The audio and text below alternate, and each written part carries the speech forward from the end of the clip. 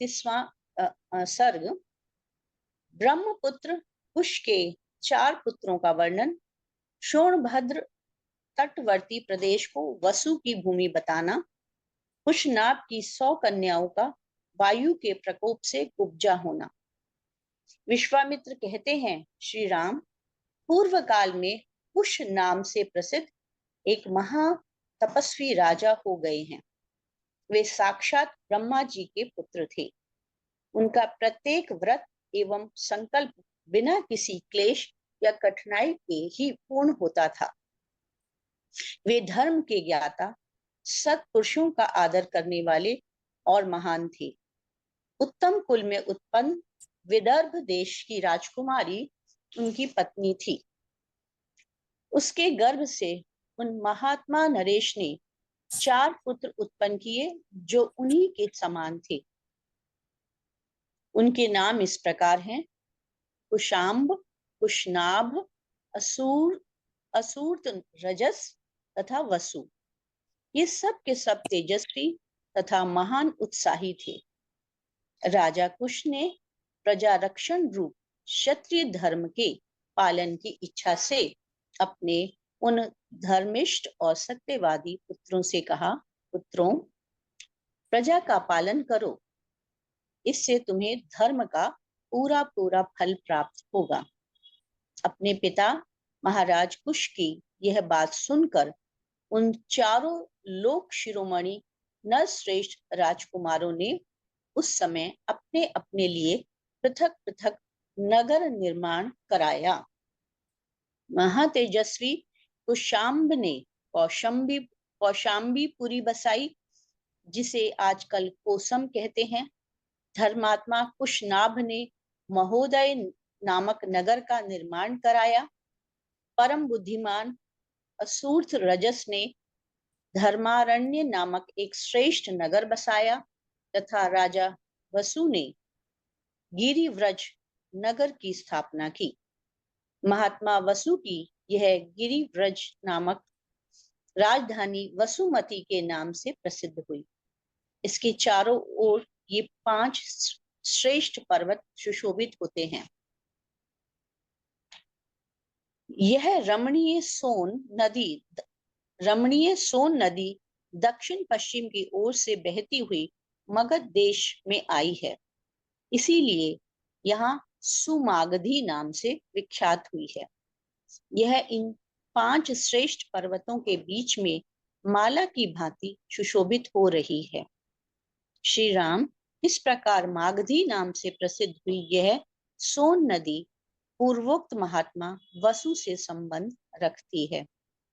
रघुनंदन, यह दक्षिण पश्चिम से आकर पूर्वोत्तर दक्षिण की ओर प्रवाहित हुई है। इसके दोनों तटों पर सुंदर क्षेत्र उपजाऊ खेत हैं। अतः ये सदा सस्य मालाओं से अलंकृत हरी भरी खेती से सुशोभित रहती है। रघुकुल को आनंदित करने वाले श्री राम, धर्मात्मा राजश्री कुशनाभ ने धृताची अप्सरा के गर्भ से परम उत्तम 100 कन्याओं को जन्म दिया। ये सब की सब सुंदर रूप लावण्य से सुशोभित थी। धीरे धीरे युवावस्था ने आकर उनके सौंदर्य को और भी बढ़ा दिया। रघुवीर एक दिन वस्त्र और आभूषण से विभूषित हो वे सभी राजकन्याएं उद्यान भूमि में आकर वर्षा ऋतु में प्रकाशित होने वाले विद्युन्न मालाओं की भांति शोभा पाने लगी।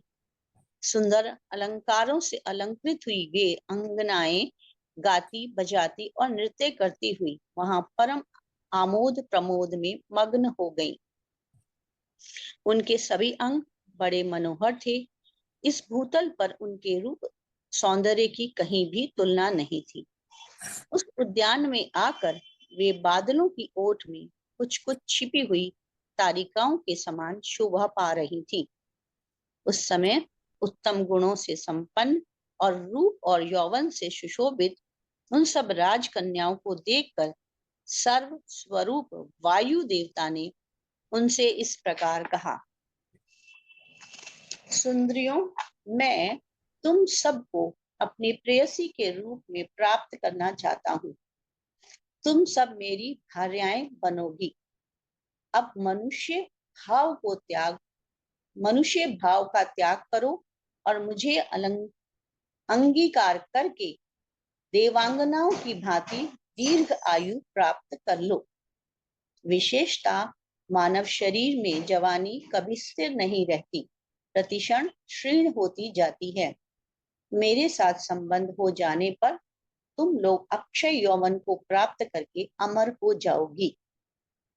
अनायास ही महान कार्य करने वाले वायुदेव का यह कथन सुनकर वे 100 कन्याएं अवहेलना पूर्वक हंसकर बोली, सुर श्रेष्ठ, आप प्राण वायु के रूप में समस्त प्राणियों के भीतर विचरते हैं, अतः सबके मन की बातें जानते हैं।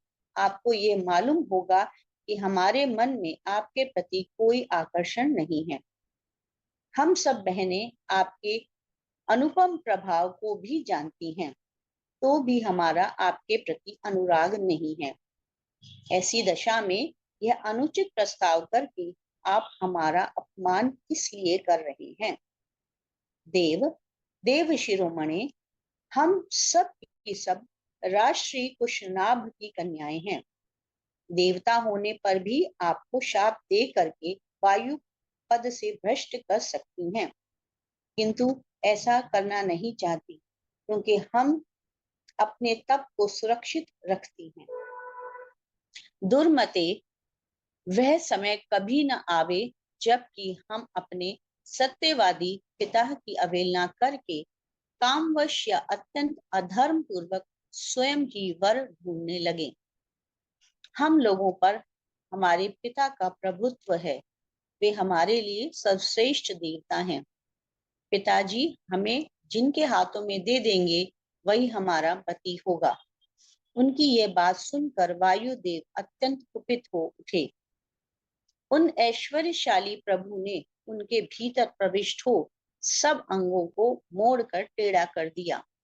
शरीर मुड़ जाने के कारण वे कुबड़ी हो गईं। उनकी आकृति मुट्ठी बंधे हुए एक हाथ के बराबर हो गई। वे भय से व्याकुल हो उठी। वायुदेव के द्वारा कुबड़ी की गई उन कन्याओं ने राजभवन में प्रवेश किया। प्रवेश करके वे लज्जित और उद्विग्न हो गईं। उनके नेत्रों से आंसुओं की धाराएं बहने लगी। अपनी परम सुंदरी प्यारी पुत्रियों की कुब्जता के कारण अत्यंत दयनीय दशा में पड़ी हुई देख राजा कुशनाभ घबरा गए और इस प्रकार बोले, पुत्रियों, ये क्या हुआ? बताओ, कौन प्राणी धर्म की अवहेलना करता है? किसने तुम्हें कुबड़ी बना दिया जिससे तुम तड़प रही हो, किंतु कुछ बताती नहीं हो? यूं कहकर राजा ने लंबी सांस खींची और उनका उत्तर देने के लिए वे सावधान होकर बैठ गए। राजा कुशनाभ द्वारा कन्याओं के धैर्य और क्षमाशीलता की प्रशंसा, ब्रह्मदत्त की उत्पत्ति तथा उनके साथ कुशनाभ की कन्याओं का विवाह। बुद्धिमान महाराज कुशनाभ का वह वचन सुनकर उन 100 कन्याओं ने पिता के चरणों में सिर रखकर प्रणाम किया और इस प्रकार कहा, राजन, सर्वत्र संचार करने वाले वायुदेव अशुभ मार्ग का अवलंबन करके हम पर बलात्कार करना चाहते थे। धर्म पर उनकी दृष्टि नहीं थी। हमने उनसे कहा, देव, आपका कल्याण हो, हमारे पिता विद्यमान हैं, हम स्वच्छंद नहीं हैं। आप पिताजी के पास जाकर हमारा वरण कीजिए। यदि वे हमें आपको सौंप देंगे तो हम आपकी हो जाएंगी।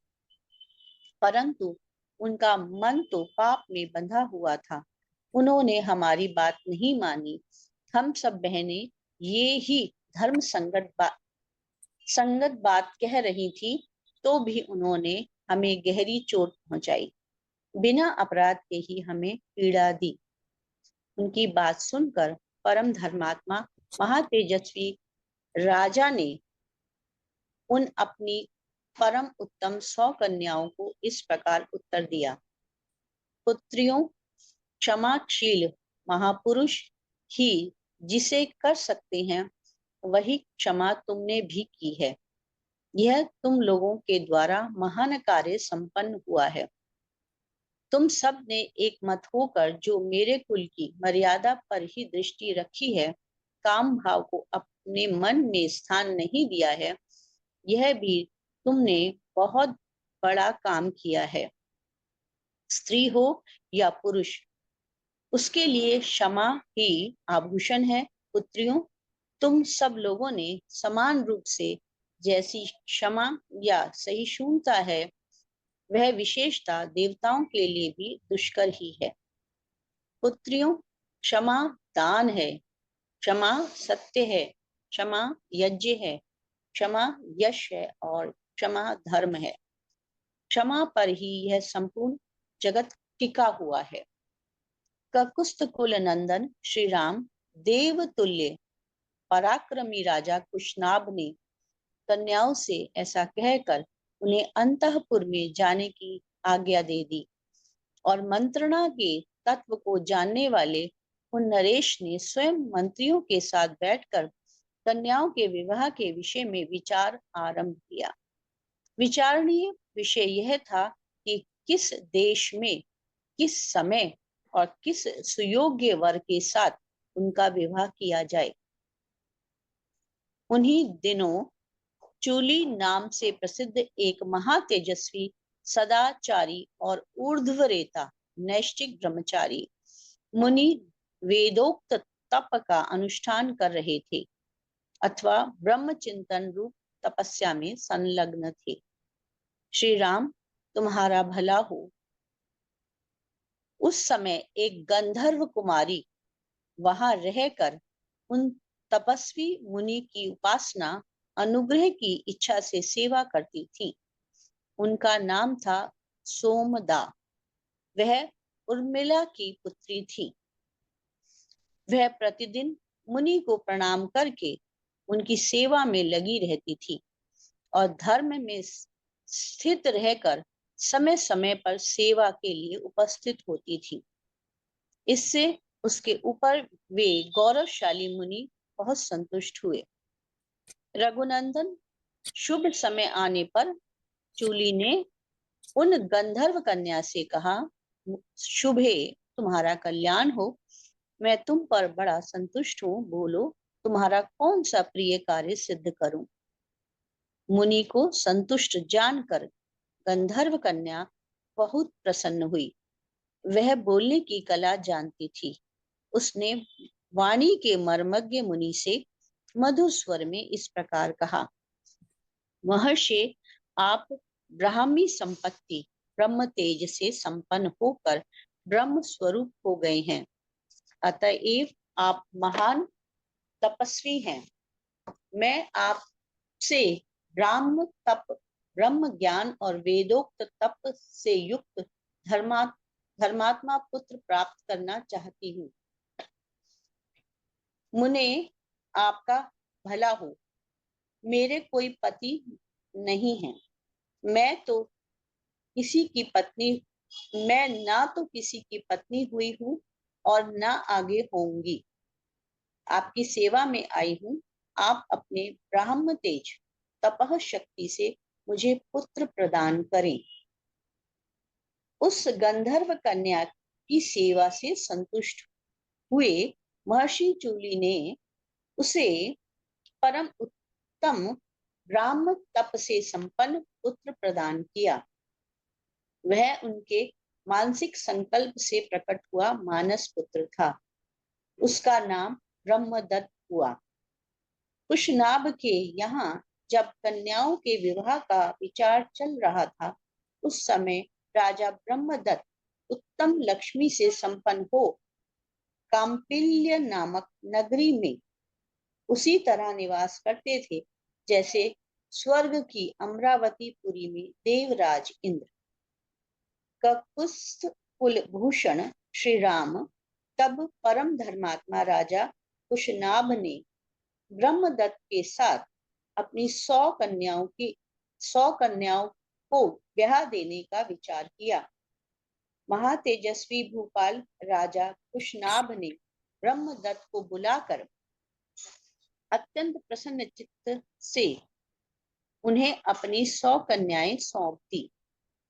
रघुनंदन उस समय देवराज इंद्र के समान तेजस्वी पृथ्वीपति ब्रह्मदत्त ने क्रमशः उन सभी कन्याओं का पाणी ग्रहण किया। विवाह काल में उन कन्याओं के हाथों का ब्रह्मदत्त के हाथ से स्पर्श होते ही वे सब की सब कन्याएं उपजत्व दोष से रहित, निरोग और उत्तम शोभा से संपन्न प्रतीत होने लगी। वात रोग के रूप में आए हुए वायुदेव ने उन कन्याओं को छोड़ दिया। यह देखकर पृथ्वीपति राजा कुशनाभ बड़े प्रसन्न हुए और बारंबार हर्ष का अनुभव करने लगे। भूपाल राजा ब्रह्मदत्त का विवाह कार्य संपन्न हो जाने पर महाराज कुशनाभ ने उन्हें पत्नियों और पुरोहितों सहित आदर पूर्वक विदा किया। गांधर्वी सोमदा ने अपने पुत्र को तथा उसके योग्य विवाह संबंध को देखकर अपनी उन पुत्र वधुओं का यथोचित रूप से अभिनंदन किया। उसने एक एक करके उन सभी राजकुमारियों को हृदय से लगाया और महाराज कुशनाभ की सराहना करके वहां से प्रस्थान किया। 35वां जोड़ है। गादी की उत्पत्ति, कौशिकी की प्रशंसा, विश्वामित्र जी का कथा बंद करके आधी रात का वर्णन करते हुए सबको सोने की आज्ञा दे कर शयन करना। रघुनंदन विवाह करके जब राजा ब्रह्मदत्त चले गए तब पुत्रहीन महाराज कुशनाभ ने श्रेष्ठ पुत्र की प्राप्ति के लिए पुत्रेष्टि यज्ञ का अनुष्ठान किया।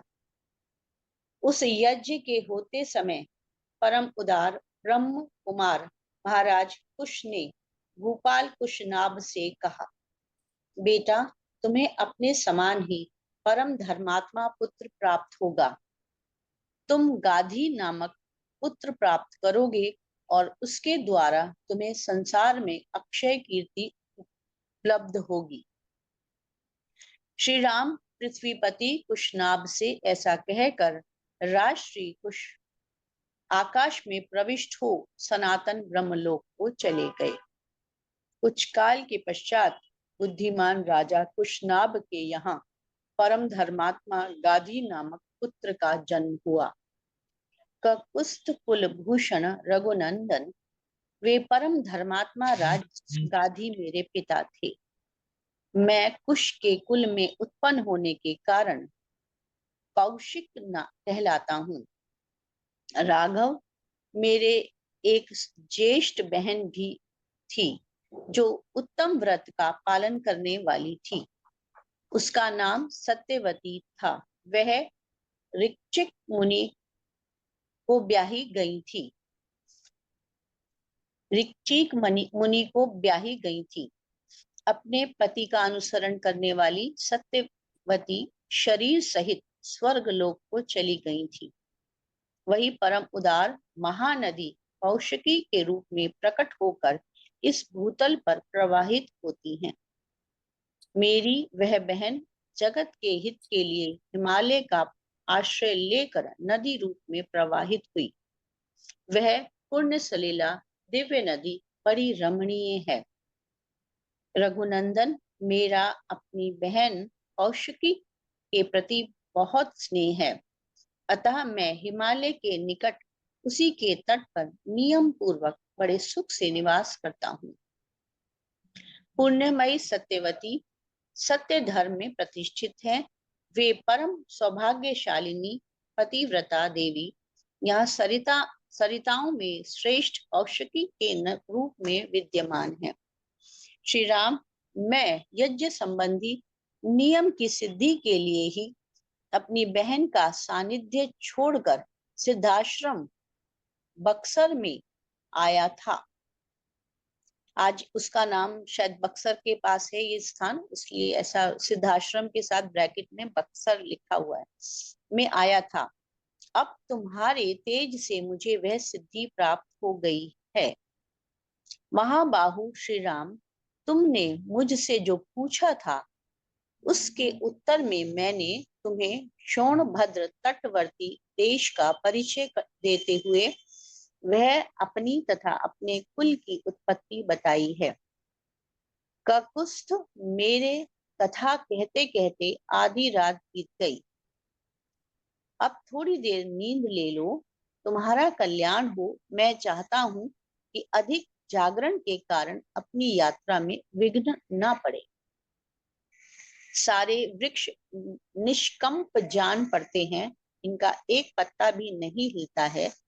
पशु पक्षी अपने अपने वास स्थान में छिपकर बसेरे लेते हैं। रघुनंदन, रात्रि के अंधकार से संपूर्ण दिशाएं व्याप्त हो रही हैं। धीरे धीरे संध्या दूर चली गई। नक्षत्रों तथा ताराओं से भरा हुआ आकाश सहस्त्राक्ष इंद्र की भांति सहस्त्रों ज्योतिर्मय नेत्रों से व्याप्त होकर प्रकाशित हो रहा है। संपूर्ण लोक का अंधकार दूर करने वाले शीत रश्मि चंद्रमा अपनी प्रभा से जगत के प्राणियों के मन को आह्लाद प्रदान करते हुए उदित हो रहे हैं। रात में विचरने वाले समस्त प्राणी, यक्ष राक्षसों के समुदाय तथा भयंकर पिशाच इधर उधर विचर रहे हैं। ऐसा कहकर महा तेजस्वी महामुनि विश्वामित्र चुप हो गए। उस समय सभी मुनियों ने साधुवाद देकर विश्वामित्र जी की भूरी भूरी प्रशंसा की। कुश पुत्रों का यह वंश सदा ही महान धर्म परायण रहा है। कुशवंशी महात्मा श्रेष्ठ मानव ब्रह्मा जी के समान तेजस्वी हुए हैं। महायशस्वी विश्वामित्र जी अपने वंश में सबसे बड़े महात्मा आप ही हैं तथा सरिताओं में श्रेष्ठ कौशिकी भी आपके कुल की कीर्ति को प्रकाशित करने वाली है। इस प्रकार आनंद मग्न हुए उन मुनिवरों द्वारा प्रशंसित श्रीमान कौशिक मुनि अस्त हुए सूर्य की भांति नींद लेने लगे। वह कथा सुनकर लक्ष्मण सहित श्री राम को भी कुछ विस्मय हो आया। वे भी मुनि श्रेष्ठ विश्वामित्र की सराहना करके नींद लेने लगे।